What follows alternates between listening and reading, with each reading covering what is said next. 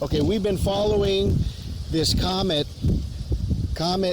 2022 E3 ZTF, and we were watching this through Hanukkah and how it came through the corona, how it came through the tail of the dragon, how it came through the constellation of the goat, how it came through the constellation of the bull. And right now it's like at the edge of the bull of Taurus, and it's coming into the river. It's coming into the river Eridanus. Eridanus, I think the name of the constellation is, where it's coming into now. Over the next couple days, it's coming into the river. Okay, but let's take a look at something else about this comet that we haven't considered. Is this comet the sign of the coming of Christ? Is this the comet that is giving us all of the information that we need to the day of the rapture? Okay, now look at this comet and look at the day that it was found, okay? Let's take a look at it from the day it was found. Comet C 2022 E3 ZTF is a long period comet from the Oort cloud that was discovered by the Zwicky Transient Facility on March 2nd, 2022. The day they found it, 1 year ago, could be the 1 year warning right to the day. Not only all of the information we've seen with the power of the location, the crowning of this comet on Hanukkah, coming through the tail of the dragon, everything that is spoken of in the book of Revelation, chapter 12, about the stars of heaven and the tail of the dragon, the crowning. I mean, all of this was so perfectly displayed in this comet. What about the date? Okay, what about the date of the comet that it was found? Okay, now we're watching this year. I mean, we're coming up. We're talking about tomorrow and the next day. Venus meeting Jupiter on March 1st, which really is the conjunction going from March 1st and March 2nd. Over those 2 days is the closest conjunction of Venus meeting Jupiter. All of the information that has been sharing, that we've been sharing about that, the video that was shared yesterday, even the video that I'm sending you to now, the new video that they did is going to be more information about that. Venus, Jupiter conjunction. Venus, the bright morning star, and Jupiter, the man-child. Could be the wedding connection that we've been waiting for in heaven, in the constellation of Pisces. So much symbolism, everything we're watching, so much symbolism. This also goes together with the Abrahamic family house, the one world religion. All three Abrahamic religions in one location, first time in history, opening March 1st, a mosque, a synagogue, and a temple, all in one location.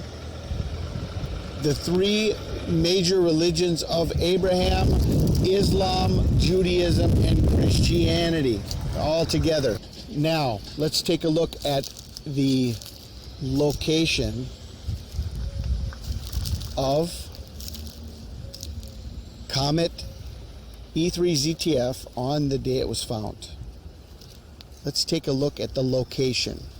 Where was the comet when it was found? Is there a sign in the location of the comet when it was found?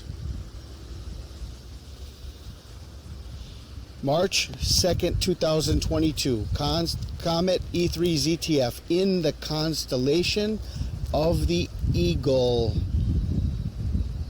There's the altar, there's the eagle, and this is the day of the founding of this comet. Is this a sign?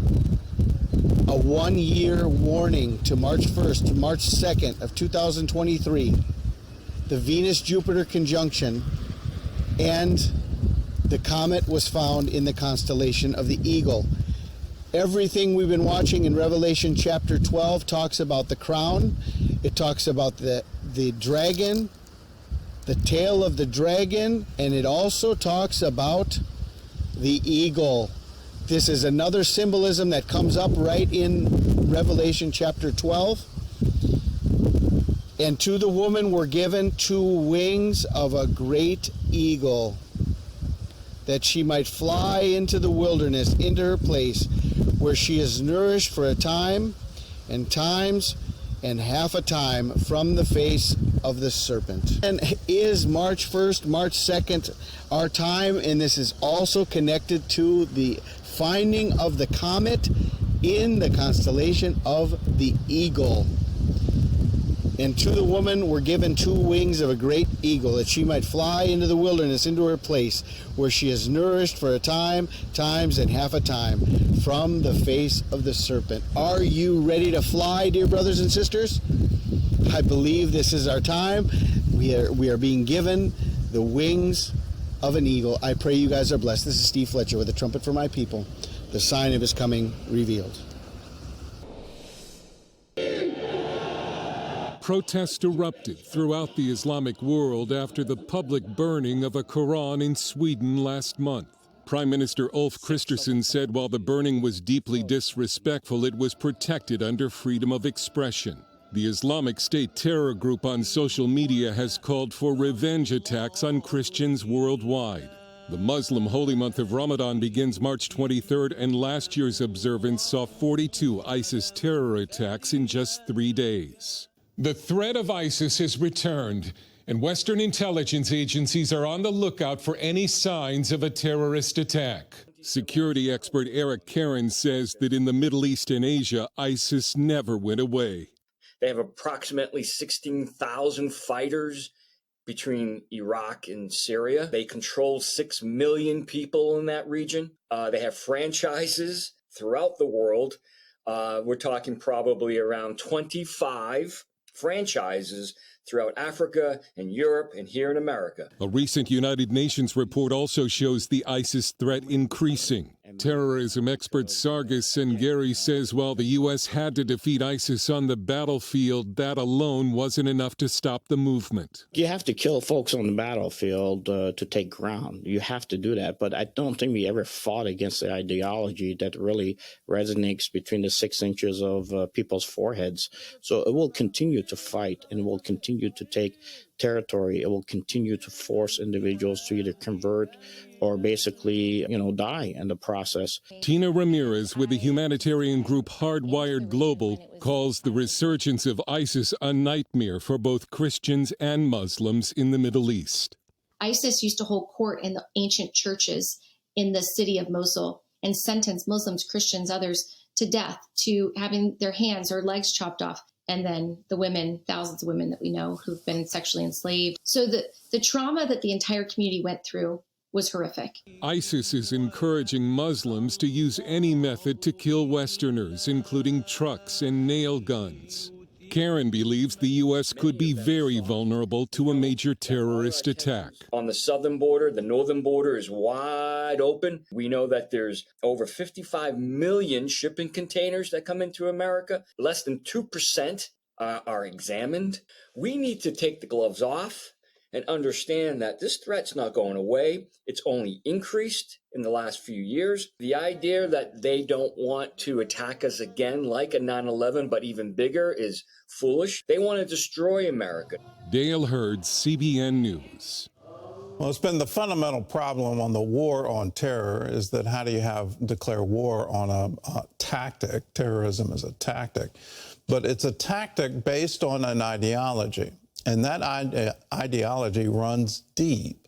When you have terrorists kill Israelis and then the police of the Palestinian Authority hand out sweets to motorists in celebration of their, quote, victory, close quote, you get an understanding of how deep this goes.